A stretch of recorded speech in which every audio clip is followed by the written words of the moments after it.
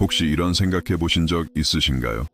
세상에서 가장 지혜로웠던 분이 왜 복잡한 신학 담론 대신 씨앗과 어부, 목자에 대한 단순한 이야기를 통해 말씀하기를 선택하셨을까요? 선육신하신 하나님, 온 우주의 지식을 소유하신 예수님께서 왜 그토록 평범하고 일상적이며 지극히 인간적인 가르침의 방식을 의도적으로 택하셨을까요? 잠시 그 장면을 상상해 보세요. 갈릴리의 햇살이 젊은 목수 주위에 모여든 수백 명의 사람들 피부 위로 부드럽게 내리쬐고 있습니다.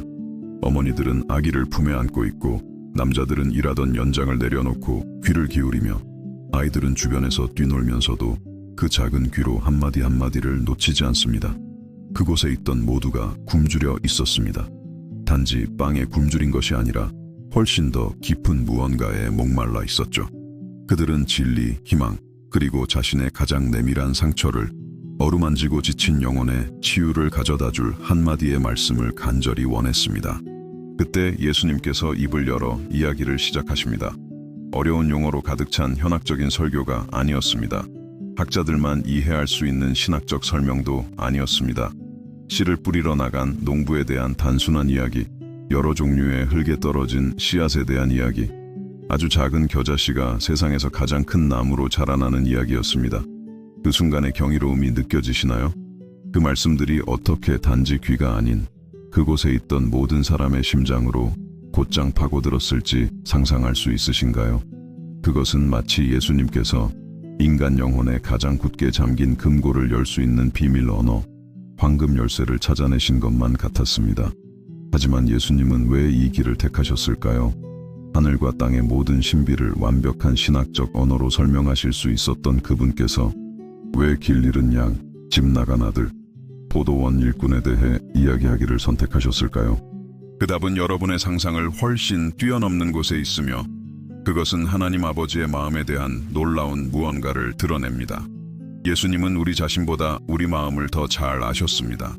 그분은 삶에 치이고 세상의 텅 빈 약속의 환멸을 느끼고 상처 입은 마음에는 논리적인 주장 이상의 것이 필요하다는 것을 아셨습니다. 그들에게는 자신의 경험과 아픔, 그리고 가장 은밀한 소망에 직접적으로 말을 거는 이야기가 필요했습니다. 잠시 여러분, 자신의 삶을 한번 생각해 보세요. 힘든 순간을 겪고 있을 때 무엇이 여러분의 마음을 가장 크게 울리나요? 신학에 대한 전문적인 담론인가요? 아니면 당신과 똑같은 상황을 겪고 길을 찾은 누군가의 진솔한 이야기인가요? 길을 잃었다고 느낄 때 무엇이 당신의 영혼에 더 깊이 와닿나요? 삶의 목적에 대한 과학적 설명인가요? 아니면 혼돈 속에서 의미를 발견한 누군가의 진실한 간증인가요? 예수님은 이 사실을 아셨습니다. 그분은 하나의 비유가 수천 개의 논증이 해내지 못하는 일을 할 수 있다는 것을 이해하셨습니다. 그것은 바로 마음이라는 밭에 씨앗을 직접 심는 것이었습니다. 그곳에서 씨앗은 자라고 꽃을 피우며 삶을 송두리째 변화시킬 수 있었습니다. 그분이 들려주시는 모든 이야기는 사랑과 진리가 담긴 폭탄과도 같아서 듣는 이의 영혼 속에서 조용히 터지며 희망과 용서, 치유와 회복의 파편들을 흩뿌렸습니다. 그리고 이 모든 것에는 훨씬 더 깊은 의미가 있습니다. 예수님은 단지 이야기를 들려주신 것이 아닙니다. 그분은 각 요소, 각 인물, 각 세부 사항을 신중하게 선택하셨습니다.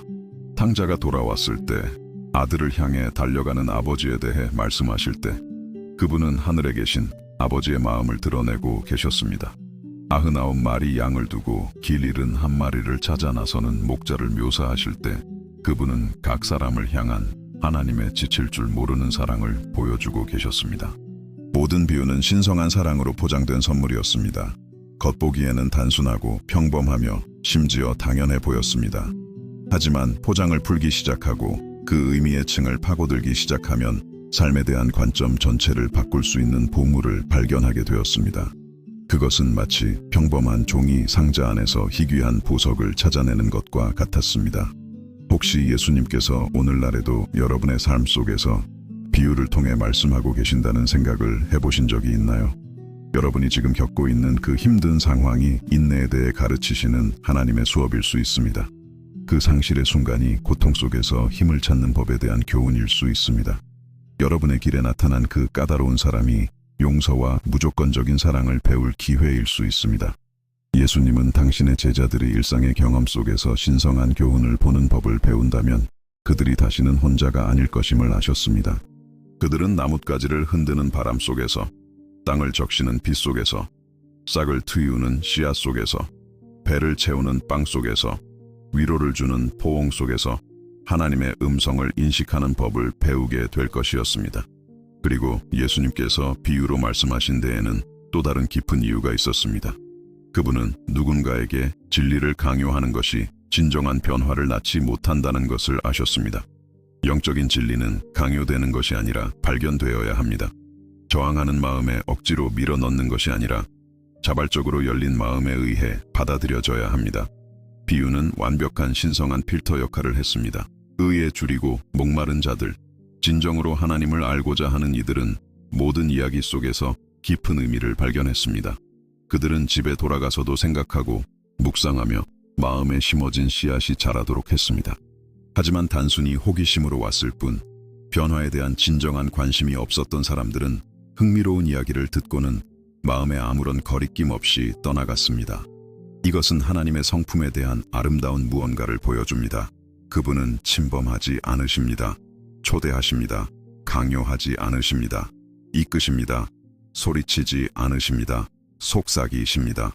그리고 들을 귀 있는 자는 들을 것이요 볼 눈 있는 자는 볼 것이며 받을 마음 있는 자는 받을 것입니다. 예수님은 그 군중을 바라보시며 단지 이름 없는 얼굴들이 아닌 저마다의 독특한 이야기, 특정한 상처, 개별적인 필요를 보셨습니다. 자신을 배신한 남편을 용서하기 위해 애쓰는 여인은 자신의 고통을 공개적으로 드러내지 않으면서도 마음에 와닿는 방식으로 용서에 대해 들어야 했습니다. 자신이 하찮다고 느끼는 남자는 자존심에 더 상처를 입지 않으면서 자신의 가치를 발견해야 했습니다. 희망을 잃은 젊은 여성은 마음 주위에 쌓아 올린 장벽을 뚫고 다가갈 수 있는 격려가 필요했습니다. 그리고 비유는 이 모든 것을 탁월하게 해냈습니다. 비유는 모든 사람에게 그리고 동시에 각 개인에게 말했습니다. 어떤 문화, 어떤 시대, 어떤 상황에도 적용될 만큼 보편적이면서도 각 개인의 마음이 필요로 하는 것을 정확히 채워줄 만큼 구체적이었습니다. 예수님의 비유를 읽다가 갑자기 그분이 바로 당신에게 말씀하고 계신 것처럼 느껴본 적이 있으신가요? 마치 당신이 겪고 있는 일을 정확히 아시고 당신의 상황에 딱 맞는 말씀을 건네시는 것처럼 말입니다. 그것은 우연이 아닙니다. 그것이 바로 예수님이 예수님이신 이유입니다. 하나님이 하나님이신 이유입니다. 그것은 2000년 전에 들려진 이야기지만 여전히 살아있고 유효하며 변화의 힘을 가진 신성한 사랑이 당신에게 도달하는 방식입니다. 비유는 또한 잊을 수 없다는 특별한 장점을 지니고 있었습니다. 정교한 설교는 몇 주만 지나면 잊어버릴 수 있지만 잘 짜인 이야기는 마음속에 영원히 새겨집니다. 예수님은 자신의 말씀이 듣는 이들의 평생에 걸쳐 함께하며 그들이 상상조차 할 수 없는 미래의 순간에 지침과 위로, 지혜를 제공해야 한다는 것을 아셨습니다. 얼마나 많은 순간에 힘든 상황 속에서 당신에게 꼭 필요한 관점을 제시해준 예수님의 비유를 떠올렸습니까? 얼마나 많이 그 단순한 이야기들이 당신의 불안의 평화를, 절망의 희망을, 연약함의 힘을 가져다 주었습니까? 이는 예수님께서 그 안에 시공간을 초월하는 힘을 심어두셨기 때문입니다. 그리고 예수님께서 왜 비유로 말씀하셨는지 이해할 때 마음을 깊이 울리는 무언가가 더 있습니다. 그분은 우리에게 정답을 떠먹여 주기에는 우리를 너무나 사랑하셨기 때문입니다. 그분은 우리를 발견의 여정으로 초대할 만큼 충분히 사랑하셨습니다. 그분은 우리가 스스로 진리를 발견할 때 그 진리가 강요된 어떤 가르침도 해낼 수 없는 방식으로 우리 자신의 것이 된다는 것을 아셨습니다. 걸음마를 배우는 아이를 생각해 보세요. 부모는 아이가 스스로 다리를 발달시키는 데 도움이 되지 않기 때문에 아이를 영원히 안고 다니지 않습니다. 격려하고 팔을 벌려주며 지지해주지만 아이가 스스로 발걸음을 떼도록 허락합니다. 마찬가지로 예수님은 항상 누군가가 모든 것을 설명해 주어야 하는 의존적인 주종자를 원하지 않으셨습니다. 그분은 하나님의 음성을 인식하고 스스로 그분의 진리를 발견할 수 있는 성숙한 제자들을 원하셨습니다. 비유는 우리에게 단지 물고기를 주는 대신 물고기 잡는 법을 가르쳐 주시는 예수님의 방식이었습니다. 그것들은 우리에게 하나님의 패턴, 신성한 언어, 그분이 세상과 우리 삶에서 일하시는 방식을 인식하도록 가르쳤습니다. 그리고 일단 우리가 이 언어를 배우면 우리는 그것을 모든 곳에서 보기 시작합니다. 잠깐 지금까지의 이야기가 여러분의 마음에 작은 울림이라도 주었다면 좋아요를 눌러주세요. 아주 간단한 행동이지만 여러분처럼 예수님의 마음의 신비를 이해하고자 하는 더 많은 분들에게 다가가는 데 큰 힘이 됩니다. 그리고 아직 저희 커뮤니티의 일원이 아니시라면 채널을 구독하고 알림 설정을 켜서 다음 영상들을 놓치지 마세요. 이보다 더 특별한 초대를 하고 싶습니다. 여러분이 사랑하는 사람, 예수님께서 어떻게 단순한 진리를 통해 마음에 직접 말씀하시는지 발견해야 할 사람이 있다면 이 영상을 그분과 공유해 주세요. 오늘 그분에게 꼭 필요한 메시지일 수 있습니다. 그리고 댓글을 통해 알려주세요. 예수님의 비유 중 어떤 이야기가 여러분의 마음에 가장 큰 감동을 주었나요? 여러분의 경험이 정말 궁금합니다. 자, 이제 하나님 아버지의 마음 그 자체를 드러내는 이 신비 속으로 더 깊이 들어가 보겠습니다. 이제 우리는 예수님의 비유 뒤에 숨겨진 지혜를 이해하기 시작했으니 이 사랑과 진리의 바다로 더욱 깊이 잠수해야 합니다. 왜냐하면 예수님께서 왜 이런 방식으로 말씀하시기를 선택하셨는지 진정으로 이해할 때 하나님께서 우리와 관계 맺으시는 방식에 대한 완전히 새로운 현실에 우리 마음이 열리기 때문입니다.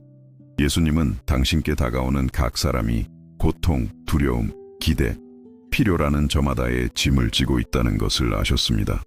다음 날 먹을 물고기가 충분할지 걱정하며 가족의 생계를 위해 고군분투하는 어부가 있었습니다. 방금 자식을 잃고 하나님께서 정말 자신의 고통에 관심이 있으신지 묻는 어머니가 있었습니다. 물질적으로는 모든 것을 가졌지만 영혼의 깊은 공허함을 느끼는 부자 청년이 있었습니다. 사회로부터 버림받고 자신이 신의 사랑을 받을 자격이 없다고 확신하는 나병 환자가 있었습니다. 어떻게 그들 모두에게 동시에 말할 수 있을까요? 아무도 드러내지 않으면서 각자의 특정한 상처를 어떻게 어루만질 수 있을까요? 헛된 기대를 심어주지 않으면서 어떻게 희망을 심을 수 있을까요? 공허한 상투어처럼 들리지 않으면서 어떻게 믿음에 대해 가르칠 수 있을까요?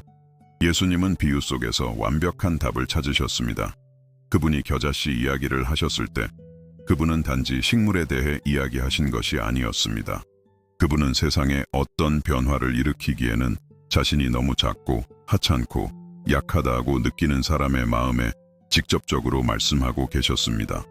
그분은 속삭이고 계셨습니다. 너의 믿음이 이 씨앗처럼 아주 작아 보일지라도 그것은 상상할 수 없이 거대한 무언가가 될 잠재력을 가지고 있단다. 주변의 모든 것이 불가능해 보일 때에도 믿기를 포기하지 마라.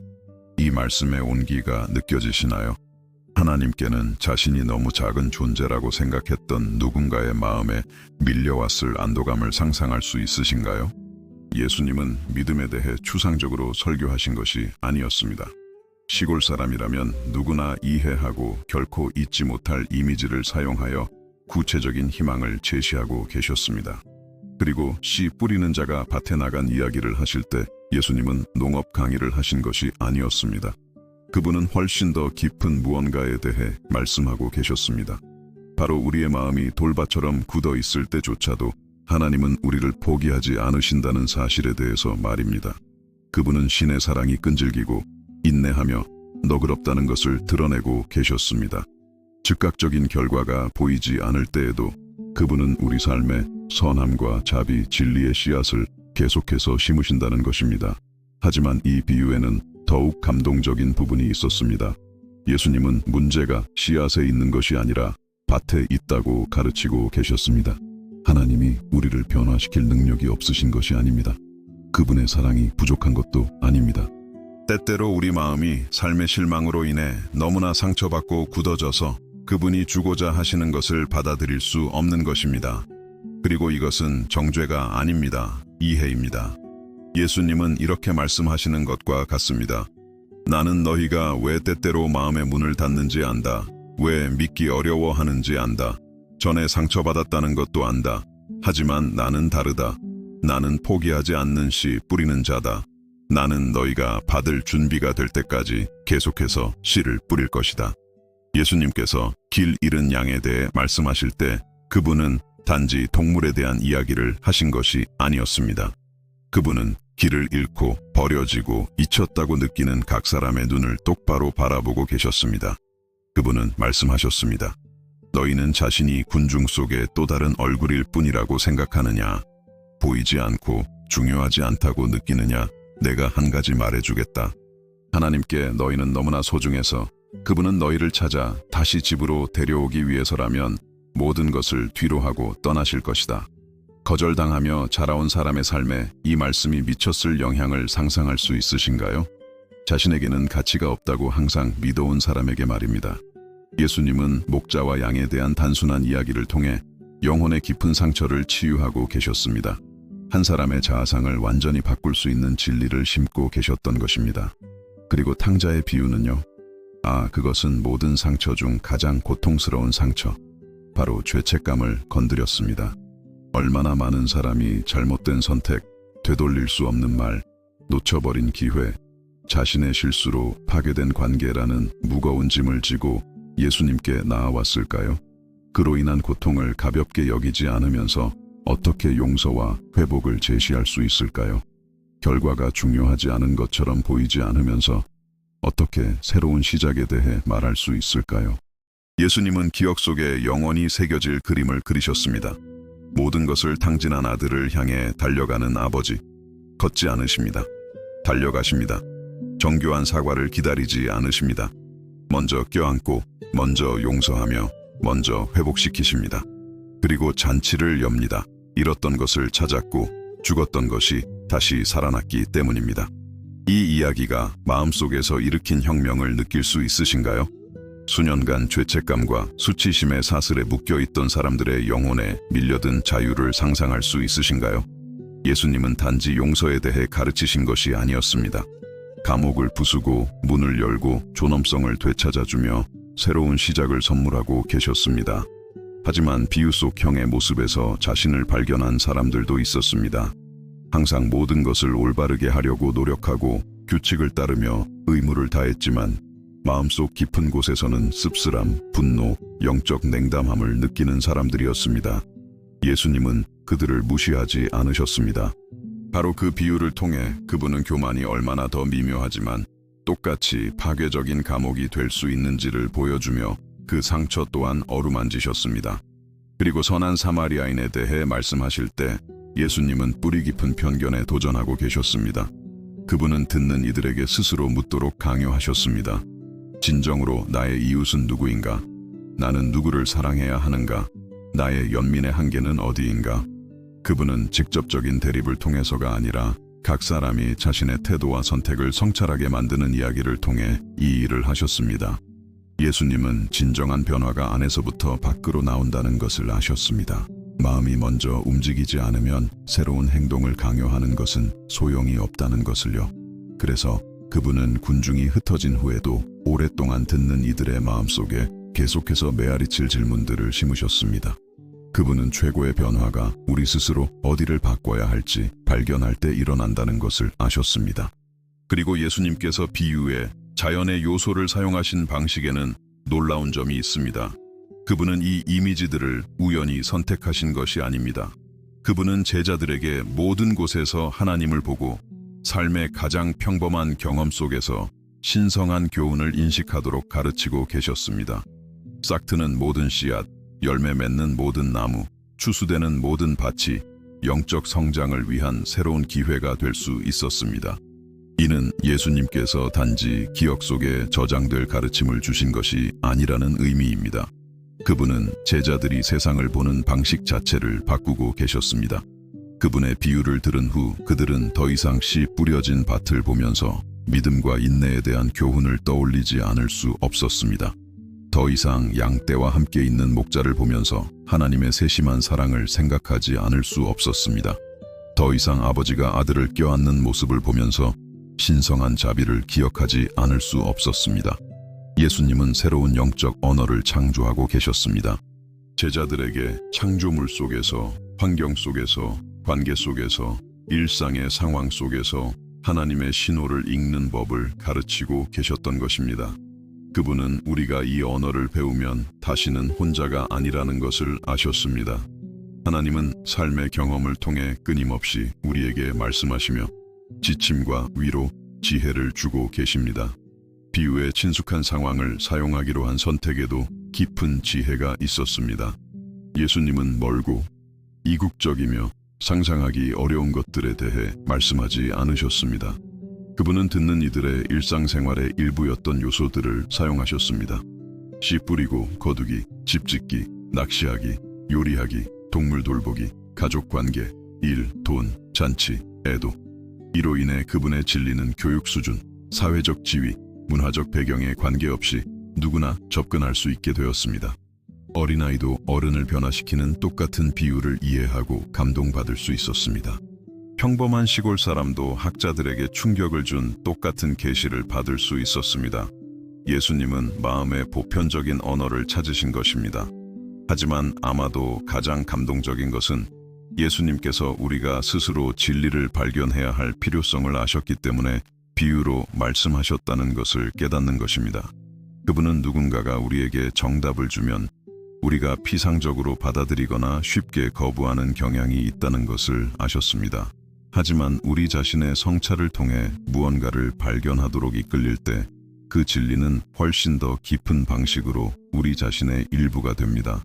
비유는 심어진 후에도 오랫동안 계속 자라는 씨앗처럼 작용했습니다. 사람들은 들었던 이야기를 생각하며 집으로 돌아갔습니다. 며칠 후 그들의 삶에 어떤 일이 일어나면서 비유를 떠올리게 되고 새로운 의미의 층을 발견했습니다. 몇 주 후 다른 상황에 직면하면서 이미 알고 있던 바로 그 이야기 속에서 지침을 찾았지만 이제는 완전히 새로운 측면을 드러냈습니다. 예수님은 제자들의 평생에 걸쳐 함께하며 새로운 상황마다 새로운 빛을, 새로운 고통마다 새로운 위로를, 새로운 도전마다 새로운 희망을 제공할 지혜의 보고를 만들고 계셨습니다. 그분은 단지 진리를 가르치신 것이 아니었습니다. 수십 년 동안 열매를 맺을 지혜의 나무를 심고 계셨습니다. 그리고 이것을 이해할 때 우리는 예수님께서 오늘날에도 살아있는 비유를 통해 우리에게 말씀하신다는 것을 깨닫기 시작합니다. 당신이 겪고 있는 그 힘든 상황이 인내와 끈기에 대해 가르치시는 하나님일 수 있습니다. 그 복잡한 관계가 무조건적인 사랑과 용서에 대한 교훈일 수 있습니다. 그 고통스러운 상실이 당신의 정체성과 가치가 외부 환경에 달려있지 않다는 것을 발견할 기회일 수 있습니다. 하나님은 여전히 우리 일상에 사랑과 진리의 교훈을 심는 씨 뿌리는 자이십니다. 우리가 길을 잃었을 때 우리를 찾으시는 목자이십니다. 우리가 집으로 돌아올 때 우리를 향해 달려오시는 아버지이십니다. 예수님의 비유는 단지 오래된 이야기가 아닙니다. 그것들은 하나님과의 개인적인 여정 속에서 계속해서 펼쳐지는 살아있는 현실입니다. 이 말씀들이 당신 마음속에 진실한 무언가를 건드리고 있다고 느끼신다면 좋아요를 누르고 소중한 사람과 공유해주세요. 댓글로 알려주세요. 이 생각들 중 어떤 것이 당신에게 가장 큰 질문을 던졌나요? 이제 우리는 예수님의 비유에 대한 이 계시의 가장 깊은 심장부에 도달했습니다. 이곳에서 우리는 인간 영혼의 가장 내밀한 상처를 어루만지는 지혜의 층들을 발견합니다. 왜냐하면 예수님께서 왜 이런 방식으로 말씀하시기를 선택하셨는지 진정으로 이해할 때 우리는 그분이 단지 가르치고 계셨던 것이 아님을 깨닫기 때문입니다. 그분은 치유하고 계셨습니다. 단지 정보를 제공하신 것이 아닙니다. 그분은 변화시키고 계셨습니다. 단지 말씀하신 것이 아닙니다. 그분은 우리 삶의 가장 힘든 순간에 자라날 영원한 씨앗을 심고 계셨습니다. 예수님은 우리가 자주 잊는 무언가를 아셨습니다. 영적인 진리는 마음속으로 강요될 수 없다는 것입니다. 그것은 안으로 초대되어야 합니다. 준비된 밭, 하나님께서 심고자 하시는 것을 자발적으로 받아들이기 위해 문을 여는 마음을 만나야 합니다. 그리고 비유는 바로 그렇게 작용했습니다. 비유는 각 사람의 자유의지를 존중하며 더 깊이 파고들고자 하는 사람에게는 보물을 제공했지만 받을 준비가 되지 않은 사람에게 무언가를 강요하지는 않았습니다. 이 신성한 접근 방식의 아름다움을 생각해 보세요. 온 우주의 모든 권능을 가지신 누구에게나 당신의 진리를 받아들이도록 강요할 수 있는 하나님께서 의도적으로 존중 어린 초대의 길을 선택하십니다. 그분은 단순한 이야기를 통해 속삭이시고 부드러운 질문을 심으시며 점진적인 계시를 제공하십니다. 이것은 하나님의 깊이 사랑하시는 성품을 보여줍니다. 그분은 우리를 강요하기에는 너무나 사랑하시고 우리를 침범하기에는 너무나 존중하시며 우리를 조종하기에는 너무나 소중히 여기십니다. 비유는 완벽한 신성한 필터 역할을 했습니다. 다른 요소들을 분리하는 채를 상상해 보세요. 진리에 대한 진정한 굶주림, 변화에 대한 진정한 갈증, 변화에 열린 마음으로 예수님께 나아온 사람들은 모든 이야기 속에서 깊은 의미를 발견했습니다. 그들은 찾으러 왔던 것보다 훨씬 더 많은 것을 가지고 그곳을 떠났습니다. 평생 자라나며 상상조차 할 수 없었던 미래의 순간에 지혜와 위로, 방향을 제시할 씨앗을 품고 갔습니다.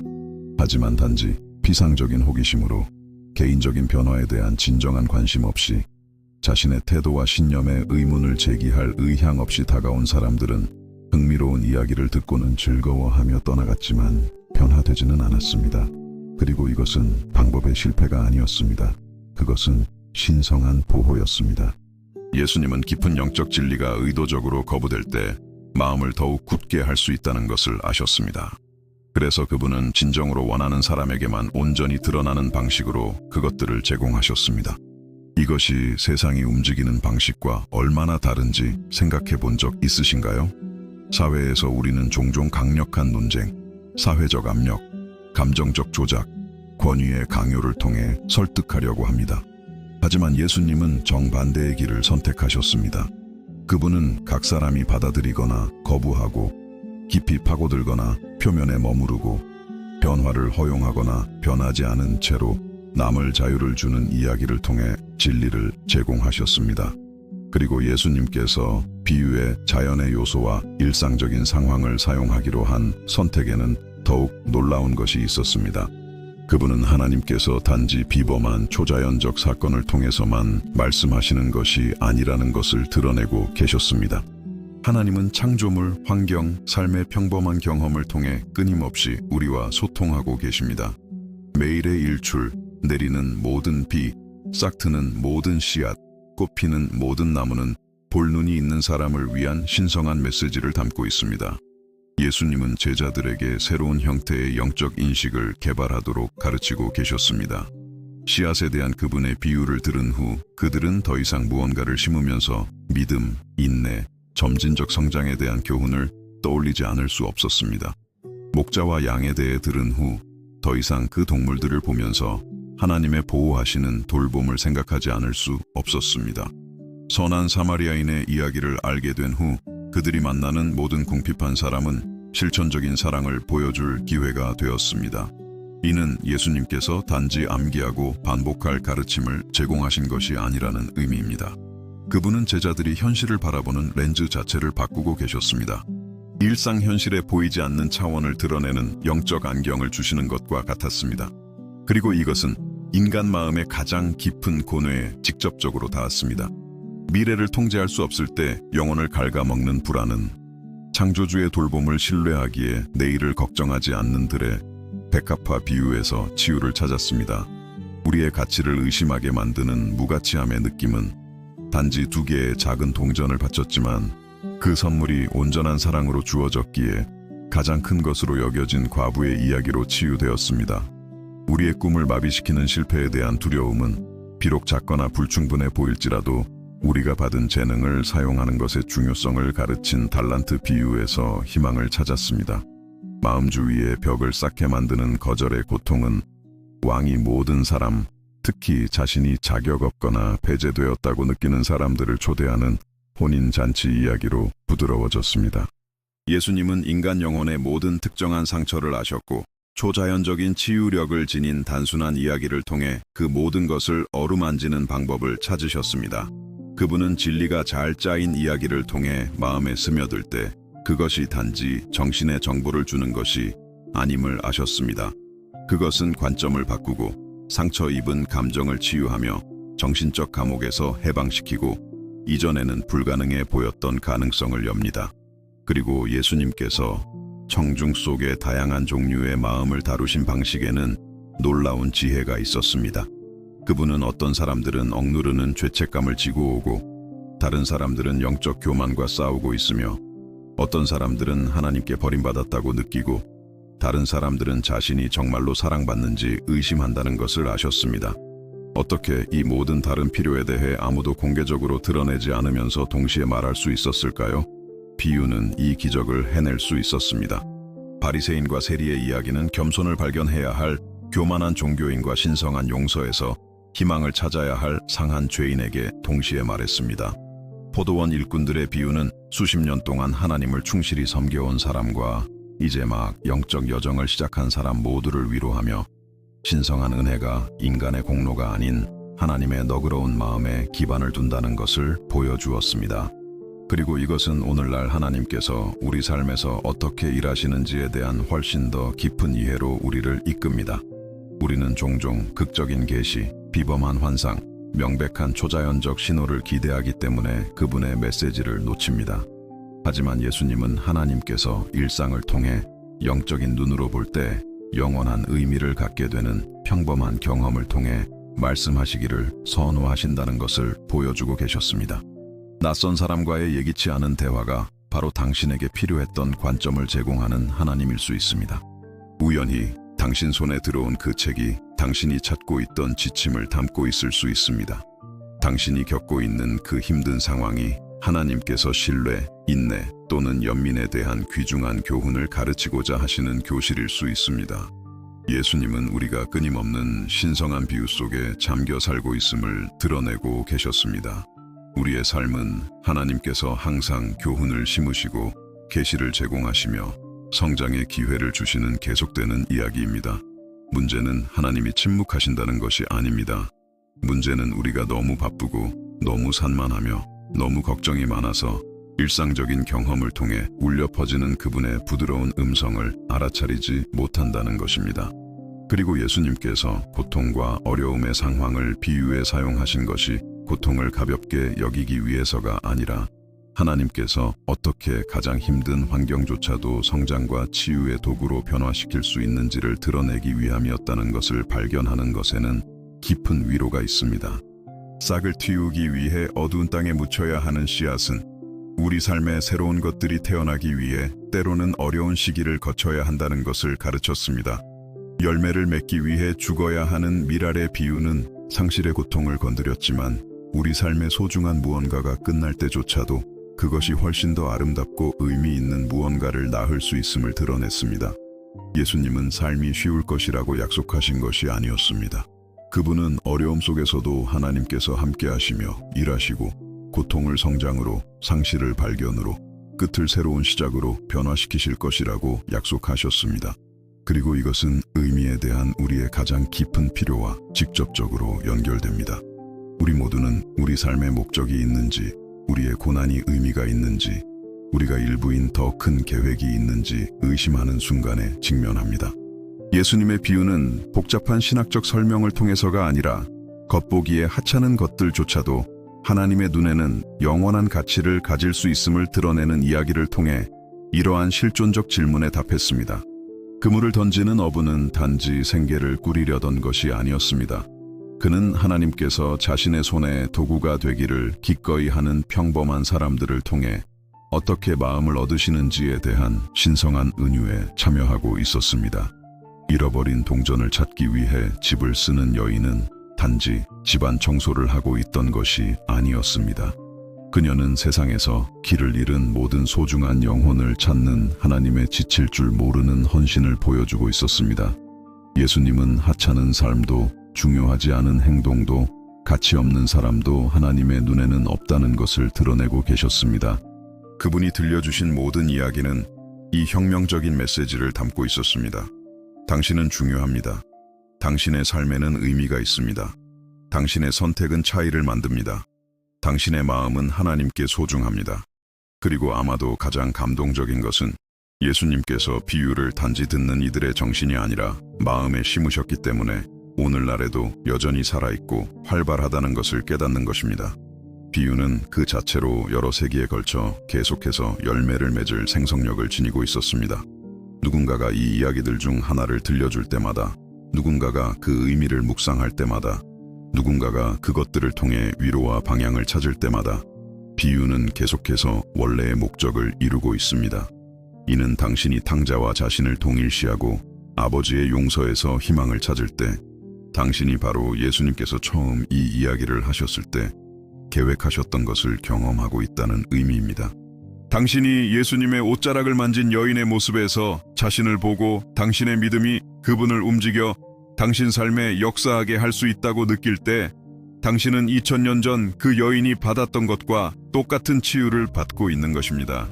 비유는 모든 문화, 모든 시대의 모든 사람에게 공통적인 두려움, 희망, 고난, 꿈을 이야기하기 때문에 시공간을 초월합니다. 예수님은 결코 낡지 않고 결코 적절성을 잃지 않으며 결코 각 영혼이 필요로 하는 것을 정확히 제공하는 것을 멈추지 않는 마음의 언어를 찾으셨습니다. 그리고 이것을 이해하기 시작할 때 우리 삶은 살아있는 거대한 비유로 변모합니다. 우리는 모든 상황을 하나님의 성품, 우리를 향한 그분의 사랑, 그분이 세상에서 일하시는 방식에 대해 새로운 것을 발견할 기회로 보기 시작합니다. 우리는 겉보기에 우연한 만남, 의미 있는 우연의 일치, 적절한 순간에 열리는 문, 우리에게 꼭 필요할 때 우리 길을 가로지르는 사람들을 통해 속삭이는 그분의 음성을 인식하기 시작합니다. 이 계시가 당신에게 어떤 영향을 미치고 있나요? 감동받으셨다면 좋아요를 누르고 댓글로 일상을 통해 말씀하시는 하나님을 어떻게 느끼고 있는지 알려주세요. 이제 우리는 이 발견의 여정에서 가장 놀라운 순간에 도달했습니다. 모든 조각이 맞춰지며 비유로 말씀하시기를 선택하신 예수님의 무한한 지혜의 완전한 그림이 드러나는 곳입니다. 여기서 우리는 단지 방법이 아니라 그 방법 뒤에 있는 마음을 이해하게 됩니다. 단지 기술이 아니라 신중하게 선택된 모든 단어, 모든 이야기, 모든 이미지를 움직인 깊은 사랑을 이해하게 됩니다. 예수님은 하나님께서 우리와 어떻게 관계를 맺으시는지에 대한 우리의 이해를 완전히 혁신시키는 무언가를 아셨습니다. 가장 강력한 영적 진리는 밖에서 안으로 강요되는 것이 아니라 안에서 밖으로 싹트는 것이라는 사실입니다. 그것은 우리의 저항하는 마음을 설득하는 논쟁을 통해서가 아니라 자발적으로 열린 우리 마음에 와닿는 계시를 통해 옵니다. 그리고 비유는 바로 이것이 일어나도록 하는 완벽한 도구였습니다. 이 신성한 접근 방식의 천재성을 생각해 보세요. 예수님은 자신의 신성을 선포하고 경배를 요구하며 압도적인 권능의 시연을 통해 인정을 강요하실 수도 있었습니다. 하나님의 아들로서의 권위를 사용하여 즉각적인 순종을 명령하실 수도 있었습니다. 하지만 그분은 완전히 다른 길, 하나님 아버지의 마음 그 자체를 드러내는 길을 선택하셨습니다. 그분은 사랑의 씨앗을 심고 진리에 대한 갈망을 일깨우며 변화에 대한 갈증을 일으키는 이야기를 통해 마음을 얻기를 선택하셨습니다. 그분은 사람이 스스로 영적 진리를 발견할 때, 모든 것이 이해되는 그 계시의 순간을 가질 때, 그 진리가 어떤 강요된 가르침도 해낼 수 없는 방식으로 자신의 일부가 된다는 것을 아셨습니다. 그리고 이것은 우리를 비유에 대한 가장 아름다운 이해로 이끕니다. 비유는 통제의 도구가 아니라 자유의 도구였습니다. 예수님은 사람들을 조종하기 위해서가 아니라 해방시키기 위해 그것들을 사용하셨습니다. 의존성을 만들기 위해서가 아니라 영적 성숙을 낳기 위해서였습니다.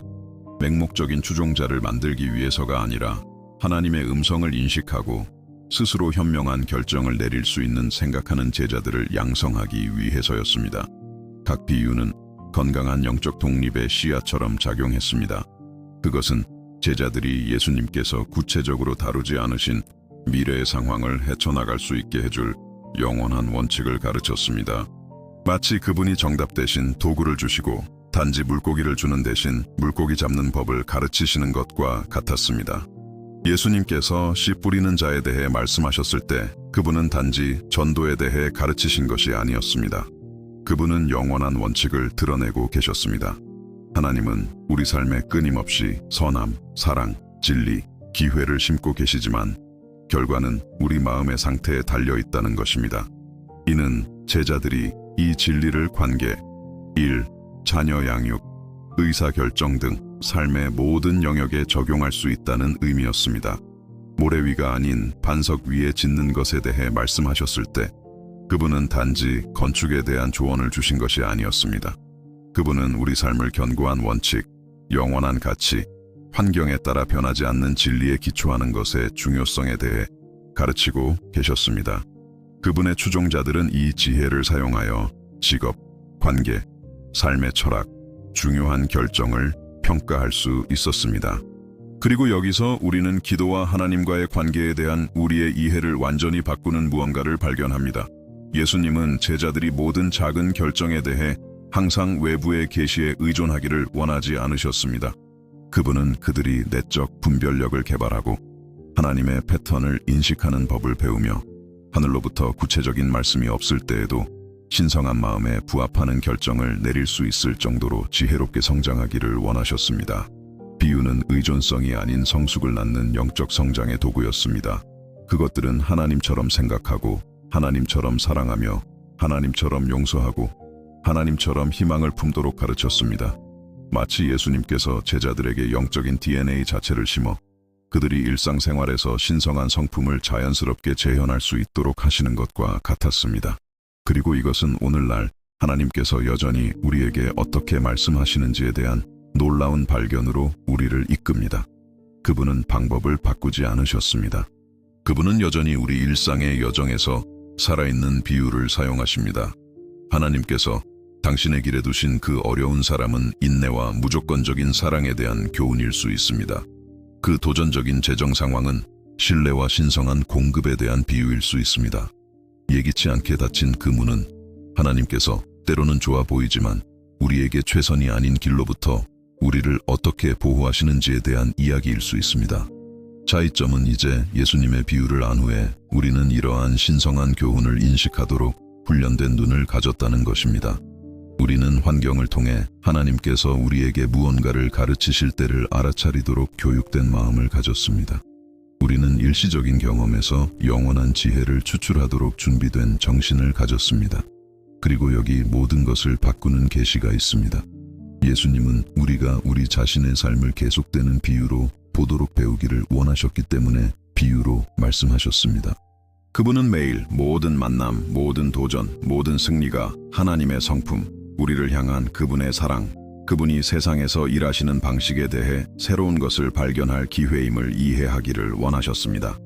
이는 당신이 더 이상 하나님의 음성을 듣기 위해 극적인 계시를 기다릴 필요가 없다는 의미입니다. 당신은 더 이상 구체적인 예언적 말씀이 없을 때 영적으로 고아처럼 느낄 필요가 없습니다. 예수님은 이미 당신 안에 그분의 비유를 통해 평범한 삶의 언어 속에서 신성한 언어를 인식할 수 있는 능력을 심어주셨습니다. 어머니가 멀어진 어린 자녀를 쫓아 달려가는 것을 볼 때 당신은 길 잃은 양의 비유를 기억하고 당신이 그분에게서 멀어질 때 당신을 향한 하나님의 사랑에 찬 걱정으로 뛰는 마음을 느낄 수 있습니다. 누군가가 심각한 잘못을 용서하는 것을 볼 때 당신은 무자비한 종의 비유를 떠올리고 용서에 대한 당신 자신의 마음을 점검하도록 도전을 받을 수 있습니다.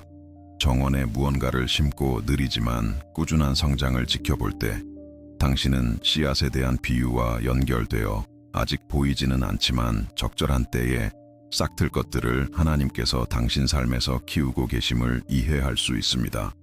누군가가 작지만 의미 있는 승리를 축하하는 것을 볼 때 당신은 잔치와 죄인이 회개할 때의 신성한 기쁨에 대한 비유를 기억할 수 있습니다. 예수님은 온 세상을 계속되는 영적 교실로 변화시키셨습니다. 그분은 모든 인간 경험을 영적 성장의 잠재적 기회로 만드셨습니다. 그분은 우리 마음에 그분이 명백한 기적을 행하지 않으실 때에도 그분의 활동을 볼 수 있게 해주는 인식 시스템을 심어주셨습니다. 그리고 이것은 우리를 가장 위로가 되는 이해로 이끕니다. 당신은 당신의 고난 속에서 결코 혼자가 아닙니다. 왜냐하면 예수님께서 이미 당신 마음의 어떤 상황에서도 희망, 지혜, 힘을 찾기 위해 필요한 모든 도구를 심어주셨기 때문입니다. 당신이 아는 비유들은 삶의 어떤 폭풍우를 헤쳐나가는 데에도 충분한 힘을 담고 있습니다. 변화를 일으키기에는 너무 작다고 느낄 때, 겨자씨 비유가 당신 마음의 크기는 진정한 믿음이 있을 때 중요하지 않다고 속삭입니다. 길을 잃고 방향을 잃었다고 느낄 때, 길 잃은 양의 비유는 당신이 어디에 있는지 정확히 아시고 당신을 만나러 오고 계시는 목자가 있다는 것을 상기시킵니다. 잘못된 선택의 결과로 짓눌릴 때 탕자의 비유는 집으로 돌아가기에는 결코 늦지 않았다는 약속으로 울려 퍼집니다. 하지만 이 계시에는 더 깊은 차원이 있습니다. 예수님은 단지 우리가 우리 삶에서 신성한 비유를 인식하기를 원하신 것이 아닙니다. 그분은 우리가 다른 사람들을 위한 살아있는 비유가 되기를 원하셨습니다. 우리의 사랑하는 방식이 하나님의 사랑을 말하는 이야기가 되기를, 우리의 용서하는 방식이 신성한 자비에 대한 비유가 되기를, 어려움 속에서 희망을 품는 우리의 능력이 하나님의 신실하심에 대한 살아있는 교훈이 되기를 원하셨습니다. 이는 당신이 단지 예수님의 비유를 받는 사람이 아니라는 의미입니다. 당신은 또한 비유를 이야기하는 사람입니다. 당신의 삶이 바로 주변 모든 이들에게 하나님에 대한 한편의 이야기를 들려주고 있는 것입니다. 당신이 자녀를 대하는 방식이 신성한 부성애에 대해 가르치고 있습니다. 당신이 어려운 사람들을 다루는 방식이 그리스도의 성품에 대해 무언가를 드러내고 있습니다. 어려움에 대한 당신의 반응이 하나님에 대한 믿음과 신뢰에 대한 비유가 되고 있습니다. 그리고 이것을 이해할 때 우리의 책임은 무거운 것이 아니라 아름다운 것이 됩니다. 완벽해야 한다는 압도적인 압박이 아닙니다. 우리의 불완전한 인간성을 통해 그리스도의 생명이 빛나도록 허락하는 멋진 초대입니다. 하나님께서 우리의 실패, 우리의 고난, 우리의 약함의 순간들을 그분이 우리를 통해 이야기하고 계시는 이야기의 일부로 사용하실 수 있다는 것을 발견하는 것입니다. 예수님은 복음이 유창한 설교보다 살아있는 비유를 통해 더 효과적으로 퍼질 것임을 아셨습니다. 하나님의 사랑으로 변화된 한 사람은 1000개의 신학적 논쟁보다 더 가치가 있습니다. 신성한 은혜로 치유된 한 마음은 어떤 지적 논쟁보다 더 설득력이 있습니다. 역경 속에서 진정한 희망을 보여주는 한 삶은 하나님께서 왜 고통을 허락하시는지에 대한 어떤 설명보다 더 강력합니다. 그리고 이것은 우리를 예수님의 비유에 대한 최종적이고 가장 변화시키는 계시로 이끕니다. 비유는 단지 가르침의 방법이 아니었습니다. 그것들은 복음 그 자체의 현현이었습니다. 모든 이야기는 하나님께서 우리를 무조건적으로 사랑하시고 지칠 줄 모르고 찾으시며 완전히 용서하시고 너그럽게 회복시키시며 그분의 이름을 영화롭게 하고 다른 사람들을 축복하는 삶을 살도록 초자연적으로 능력을 주신다는 좋은 소식을 드러냈습니다. 비유는 이야기 형태의 복음이었습니다. 어떤 마음이라도 이해할 수 있는 언어로 번역된 십자가와 부활이었습니다. 단지 정신뿐만 아니라 감정, 상상력, 기억, 희망에도 와닿는 이미지를 통해 제공되는 구원이었습니다. 예수님께서 밭에 숨겨진 보물에 대해 말씀하셨을 때 그분은 천국의 무한한 가치와 그것을 얻기 위해 모든 것을 포기할 가치가 있다는 것에 대해 말씀하고 계셨습니다. 값진 진주를 찾는 상인에 대해 묘사하셨을 때 그분은 우리가 그분의 눈에 소중하기 때문에 하나님께서 지칠 줄 모르는 결단력으로 우리를 어떻게 찾으시는지를 드러내고 계셨습니다. 초대를 거절하는 손님들을 위해 준비된 연회를 그리셨을 때 그분은 구원이 너그럽게 제공되지만 자발적으로 받아들여져야 함을 보여주고 계셨습니다. 각 비유는 그 안에 복음의 본질을 담고 있었습니다. 하나님은 당신을 사랑하십니다. 하나님은 당신을 찾으십니다. 하나님은 당신을 용서하십니다. 하나님은 당신을 회복시키십니다. 하나님은 당신에게 능력을 주십니다. 하나님은 당신을 사용하십니다. 하나님은 당신을 축하하십니다. 그리고 이 모든 것은 당신이 무엇을 했거나 하지 않았는지에 달려있지 않습니다. 오직 하나님이 누구이시며 그분이 우리와 어떻게 관계를 맺기로 선택하셨는지에 달려있습니다. 그리고 이제 당신은 왜 예수님의 비유가 2000년이 지난 후에도 계속해서 마음을 울리는지 이해합니다. 그것들은 그 안에 신성한 사랑의 영원한 힘을 담고 있습니다. 시간, 문화, 교육, 사회적 지위를 초월하는 진리를 속삭입니다. 결코 낡지 않는 희망을, 결코 효력을 잃지 않는 치유를, 결코 구식이 되지 않는 지혜를 제공합니다. 당신은 더 이상 하나님께서 정말로 당신을 신경 쓰시는지 궁금해할 필요가 없습니다. 길 잃은 양의 비유가 우렁찬 예로 대답합니다. 당신은 더 이상 당신의 실수가 용서받기에는 너무 큰지 의심할 필요가 없습니다. 탕자의 비유는 집으로 돌아가기에는 결코 늦지 않았다고 외칩니다. 당신은 더 이상 당신의 삶의 목적이 있는지 의심할 필요가 없습니다. 예수님의 모든 비유는 당신이 하나님께서 세상에 쓰고 계시는 이야기의 필수적인 부분임을 확언합니다. 그리하여 우리는 변화된 마음과 새로워진 관점으로 이 계시의 끝에 도달합니다.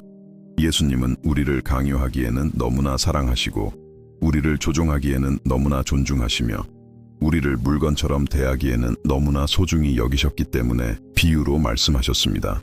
그분은 단지 우리의 정신이 아니라 우리의 마음을 얻기를 원하셨습니다.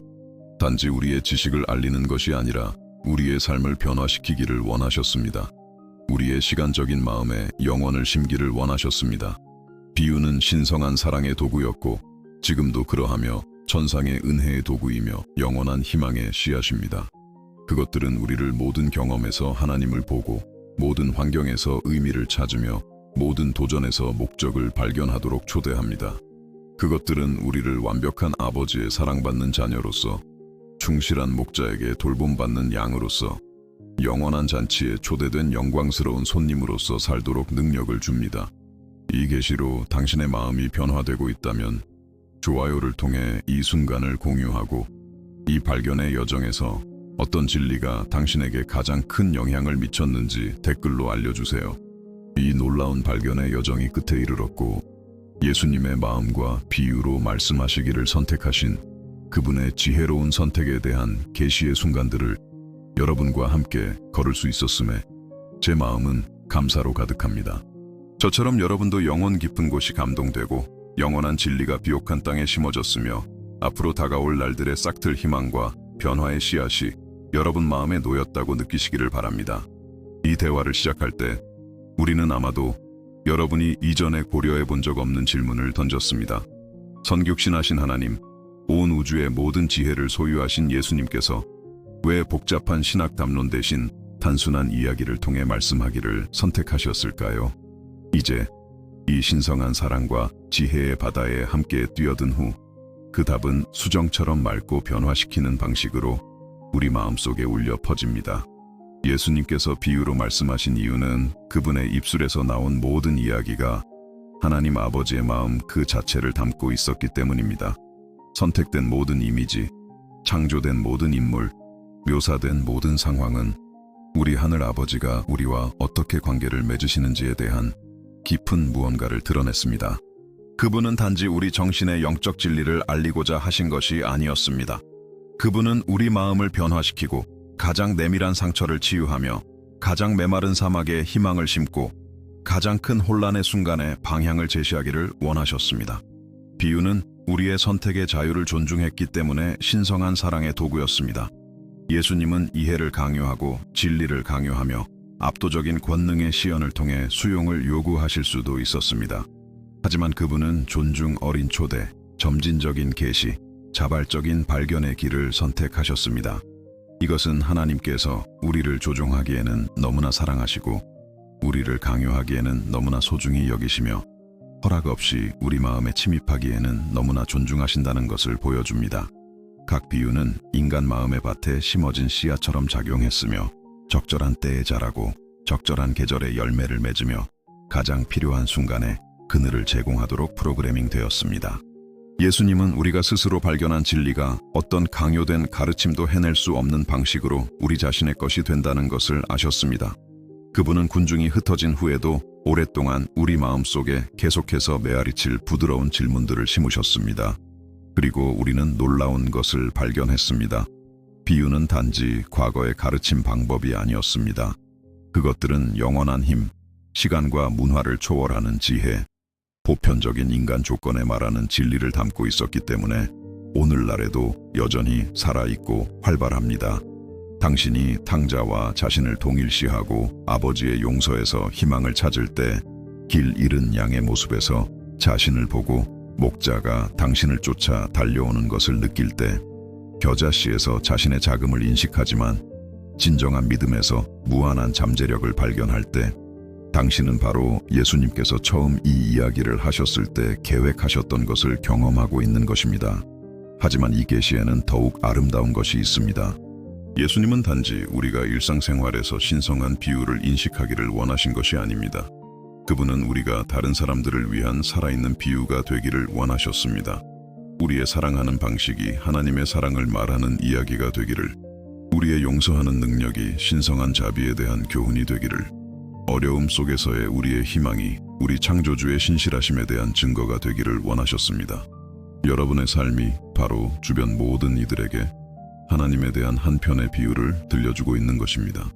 당신이 어려운 사람들을 대하는 방식이 신성한 인내에 대해 무언가를 드러내고 있습니다. 역경에 대한 당신의 반응이 폭풍 속에서의 신뢰에 대한 교훈이 되고 있습니다. 당신이 승리를 축하하는 방식이 자녀들이 번성할 때의 하나님 마음의 기쁨을 보여주고 있습니다. 그리하여 우리는 예수님께서 온 세상을 계속되는 영적 교실로 변화시키셨음을 이해합니다. 모든 인간 경험은 영적 성장의 기회가 됩니다. 모든 일상 상황은 신성한 성품의 측면을 드러낼 수 있습니다. 모든 관계는 사랑, 용서, 인내, 연민에 대한 교훈을 제공합니다. 모든 도전은 우리가 가지고 있는지 몰랐던 내적 자원을 발견할 기회가 됩니다. 당신은 더 이상 영적으로 고아처럼 느낄 필요가 없습니다. 왜냐하면 예수님께서 이미 당신 마음에 삶의 경험 속에서 하나님의 음성을 인식하는 데 필요한 모든 도구를 심어주셨기 때문입니다. 당신이 아는 비유들은 어떤 폭풍우를 헤쳐나가고 어떤 고통 속에서도 위로를 주며 어떤 결정에도 지혜를 제공하고 어떤 사막에도 희망을 심을 수 있는 충분한 힘을 담고 있습니다. 변화를 일으키기에는 너무 작다고 느낄 때 가장 큰 나무가 되는 겨자씨를 기억하십시오. 길을 잃고 혼란스러울 때 사랑하는 목자에게 발견된 양을 떠올리십시오. 잘못된 선택의 무게를 지고 있을 때 탕자의 이야기가 당신 마음의 집으로 돌아가기에는 결코 늦지 않았다고 속삭이게 하십시오.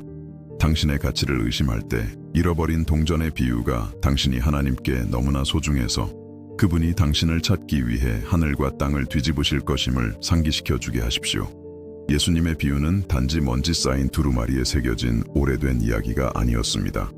그것들은 하나님의 마음에 대한 살아있는 계시였고 지금도 그러하며 어떤 영혼이라도 이해할 수 있는 언어로 쓰인 사랑의 편지이며 결코 잊히지 않을 이미지로 포장된 영원한 약속입니다. 그것들은 하나님께서 극적인 들리는 목소리를 통해서가 아니라 일상생활의 미묘한 언어를 통해 끊임없이 우리에게 말씀하고 계심을 가르칩니다. 모든 일출은 새로운 시작에 대한 비유입니다. 내리는 모든 비는 신성한 공급에 대한 교훈입니다. 싹트는 모든 씨앗은 숨겨진 잠재력에 대한 이야기입니다. 받은 모든 포옹은 하나님의 부성애의 메아리입니다. 당신은 이 신성한 임재에 대한 끊임없는 인식 속에서 살도록 창조되었습니다. 하나님께서 당신의 일상 여정을 통해 이야기하고 계시는 비유를 인식하고 일시적인 경험에서 영원한 지혜를 추출하도록 말입니다. 당신은 예수님께서 그분의 단순하지만 변화시키는 이야기를 통해 심으신 진리를 받는 자이자 전달자가 될 능력을 받았습니다. 그리고 이제 이 소중한 시간을 함께 마치면서 저는 여러분을 그분과의 친밀한 순간으로 초대하고 싶습니다. 우리를 강요하기에는 너무나 사랑하시지만 우리를 길 잃게 두기에는 너무나 소중히 여기셨기에 비유로 말씀하신 그분과 말입니다. 우리 마음에 와닿은 모든 이야기, 우리 관점을 바꾼 모든 진리, 우리 영혼에 심어진 모든 희망의 씨앗에 대한 감사의 순간입니다. 우리가 멀리 있는 낯선 사람이 아니라 그분의 마음에 대한 놀라운 무언가를 발견한 사랑받는 자녀로서 하늘 아버지께 나아갑시다. 그분이 우리 위에 쏟아붓기를 원하시는 사랑을 더욱 받기 위해 우리의 내면을 엽시다. 사랑하는 아버지, 당신의 아들 예수를 통해 오늘날에도 우리 영혼에 와닿는 비유를 통해 당신의 사랑의 아름다움을 드러내 주심에 우리 마음은 감사로 넘칩니다. 우리의 자유를 존중하는 방식으로 우리를 사랑해 주시고 단지 우리 정신뿐만 아니라 가장 깊은 마음까지 파고드는 이야기를 통해 우리를 가르쳐 주셔서 감사합니다. 주님, 우리 삶의 매일매일을 당신이 누구이신지에 대해 더 많이 발견할 새로운 기회로 볼 수 있도록 도와주십시오. 일상적인 경험 속에서 당신의 교훈을 인식하도록 우리의 영적 눈을 열어주십시오. 당신께서 우리 여정에 허락하시는 환경을 통해 속삭이는 당신의 음성을 들을 수 있도록 민감한 귀를 주십시오. 우리가 발견된 길 잃은 양처럼 당신의 눈에 소중하고 두 팔 벌려 환영받은 탕자처럼 무조건적으로 사랑받으며 지칠 줄 모르는 헌신으로 찾아낸 잃어버린 동전처럼 무한히 가치 있다는 것을 항상 기억하게 하소서. 우리가 겨자씨처럼 작게 느껴질 때에도 우리의 믿음이 산을 옮기고 불가능을 현실로 바꿀 잠재력이 있다는 확신을 우리 마음에 심어주소서. 우리가 어두운 땅에 묻힌 씨앗처럼 힘든 시기를 겪을 때에도 당신께서 우리 안에서 많은 생명을 축복할 성장과 열매를 준비하고 계심을 알게 하소서. 주님, 우리 삶이 주변 모든 사람들에게 당신의 사랑에 살아있는 비유가 되게 하소서. 우리의 사랑하는 방식이 당신의 자비로운 마음을 반영하게 하소서. 우리의 용서하는 능력이 당신의 무한한 자비를 보여주게 하소서. 어려움 속에서의 우리의 희망이 당신의 흔들리지 않는 신실하심을 증거하게 하소서. 우리가 씨를 뿌리러 나가는 그 농부처럼 우리가 가는 모든 곳에 선함의 씨앗, 격려의 말, 사랑의 행동을 퍼뜨리도록 도와주소서. 우리가 심은 것을 당신께서 자라게 하실 것을 신뢰하게 하소서. 비록 즉각적인 결과가 보이지 않을 때에도 말입니다. 우리 삶의 모든 이야기가 당신께서 쓰고 계시는 더 큰 이야기의 일부이며 모든 장애는 의미가 있고 모든 어려움에는 목적이 있으며 모든 승리는 하늘에서 축하받는다는 것을 가르쳐 주셔서 감사합니다. 우리가 당신의 사랑받는 자녀이며 세상에서 당신의 놀라운 일에 참여하는 자라는 끊임없는 인식 속에서 살게 하소서. 모든 이해를 뛰어넘는 당신의 평강을, 환경에 좌우되지 않는 당신의 기쁨을, 주변의 모든 것이 불확실해 보일 때에도 굳건히 서 있는 당신의 희망을 우리 위에 부어주소서. 당신께서 항상 함께 계시고 항상 일하시며 항상 돌보시고 항상 완벽한 사랑으로 우리를 인도하신다는 확신을 우리가 지니게 하소서. 그리고 우리가 힘든 순간에 직면할 때 예수님의 비유가 위로의 멜로디처럼 우리 마음속에 울려 퍼져 당신께서 당신을 사랑하는 자들을 위해 모든 것을 합력하여 선을 이루신다는 것을 상기시켜 주게 하소서. 우리가 당신의 말씀에서 계속 나아갈 힘을, 결정할 지혜를, 꿈꿀 희망을 찾게 하소서. 주님, 이 메시지를 들은 모든 사람을 축복하소서. 심어진 진리가 그들 마음속에서 자라고 꽃피워 변화와 치유, 갱신의 열매를 맺게 하소서. 그들이 당신에게 사랑받고 소중히 여겨지며 찾아지고 축하받는다는 것을 결코 잊지 않게 하소서. 세상이 이제껏 알았던 가장 아름다운 사랑의 이야기를 들려주신 예수님의 이름으로 넘치는 감사와 깊은 평화, 새로워진 희망으로 기도합니다. 아멘. 모든 지각에 뛰어난 그리스도의 평강이 여러분의 마음과 생각을 지키시기를 빕니다. 예수님의 비유를 통해 여러분 안에 심어진 영원한 보물을 품고 여러분의 삶이 주변 모든 이들에게 하나님의 사랑의 아름다운 이야기가 되기를 바라며 평안히 가십시오.